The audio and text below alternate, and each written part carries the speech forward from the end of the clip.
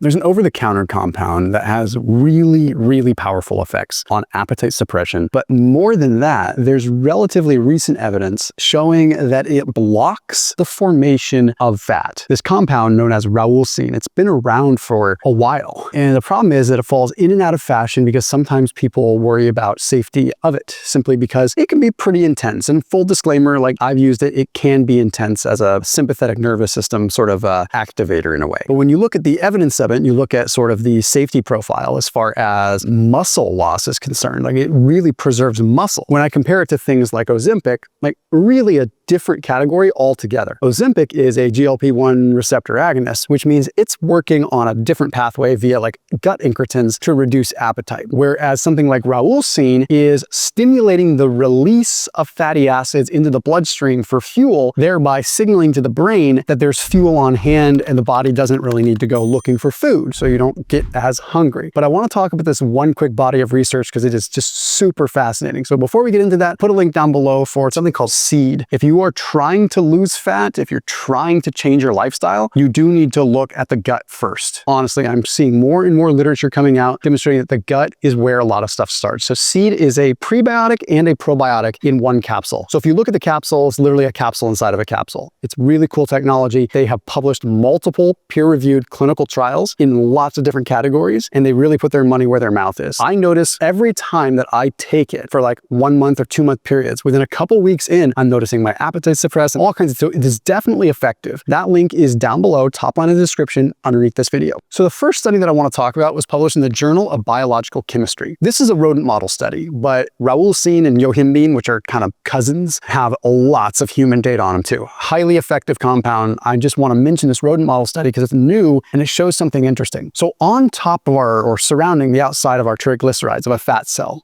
you have what are called alpha-2 adrenergic receptors. Now, these alpha-2 adrenergic receptors, when they get occupied, it can trigger fat accumulation, and it can also stop the release of fats out of that triglyceride. So a triglyceride is a storage form of fat that gets broken apart into free fatty acids and glycerol in order to be burned. But when it's in its storage form, it's under lock and key, and it can't be unlocked until it's acted upon. So what happens is the more alpha adrenergic receptors, the more locked down a fat cell is. So we saw in adipose tissue of mice that when there were more alpha receptors, alpha-2 receptors, they would actually gain more fat cells and more fat cell size. So they were more prone to hyperplasia and hypertrophy. The reason that this is relevant is because when we look at how yohimbine and rauwolsine work, they actually block the alpha-2 receptors.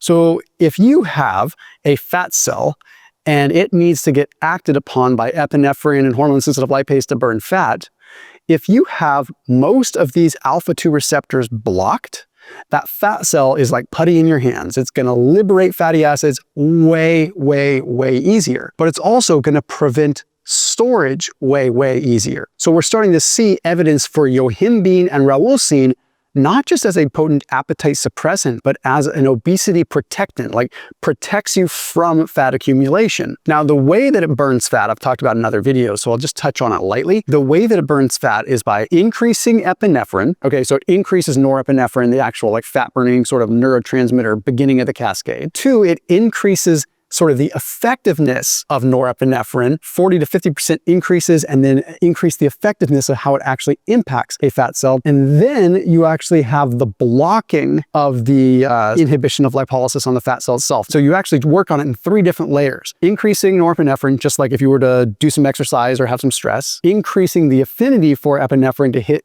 the actual fat cell better. And thirdly, actually changing the receptors on the fat cell so they're more receptive, no pun intended, to be burned. Yohimbine and rauwolsine are completely legal. Okay, now again, if I get back to how they are appetite suppressants, most of the evidence with appetite suppression comes from the increase in what's called cyclic adenosine monophosphate. Same sort of way that caffeine is an appetite suppressant.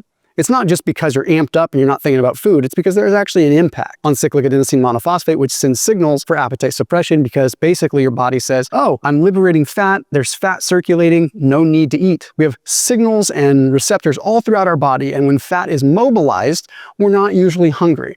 When was the last time that you were in the middle of a workout and you said, dang, I'm so hungry. It doesn't really happen because when you're mobilizing fats, you're satiated because the signals are telling your body either A, you're too busy, or B, you have food on hand because of the circulating lipids and also circulating glucose. Hypoglycemia, when your blood sugar drops, you might get hungry, or when lipid levels drop, then everything, when you're in a scarcity mode, you get hungry. But if you've ever done any kind of fasting where you're going longer periods of time without food, you might notice that in the beginning, you get hungry. But then once you're actually rolling, you're not hungry anymore. And it's the same thing. Norepinephrine increases, therefore fat cells release their free fatty acids into the bloodstream, and vada bing, you've got the signal that you have enough food so you don't get that hungry. But then you have a double whammy approach where you're also increasing fat burning, and a triple whammy approach that when you do eat, you have less likelihood of storing it. So it's really fascinating research when we look at how it works.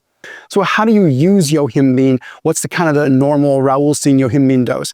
Typically, people will do 5 milligrams twice a day, but I recommend not taking it after, say, like 12 p.m. as it certainly can impact sleep. So I would recommend starting at 5 milligrams, one dose, see how that does for you with appetite, and do that pre-workout in a fasted state. And make sure you're doing some cardio or some kind to actually burn the fat that's being mobilized. Otherwise, you're just mobilizing fat and it's going to circulate and not actually go anywhere, do anything. Then increase to 5 milligrams twice a day. Then increase to 10 milligrams just pre-workout. Then increase to 10 milligrams and 5 milligrams. And then I would not recommend exceeding 10 and 10. As a matter of fact, there was a study that was published in the journal Research in Sports Medicine, and this is exactly the amount they looked at. They looked at placebo versus yohimbine at 10 milligrams twice per day, and they found massive reductions in body fat percentage, about 7.1% total body fat percentage reduction. You didn't lose 7% body fat. That didn't go from 20% to 13%. There was a 7.1% reduction in body fat. Then in addition to that, there was a decrease in total fat mass with zero change in muscle or lean body mass, meaning it's directly targeting fat.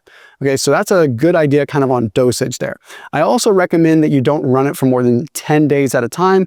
Take a few days off and try not to go for more than 30 days in any stint. Just because you can develop a tolerance, just like you can with caffeine, then you want to maintain that efficiency and that effectiveness. So as always, keep a lot to hear my channel. See you tomorrow.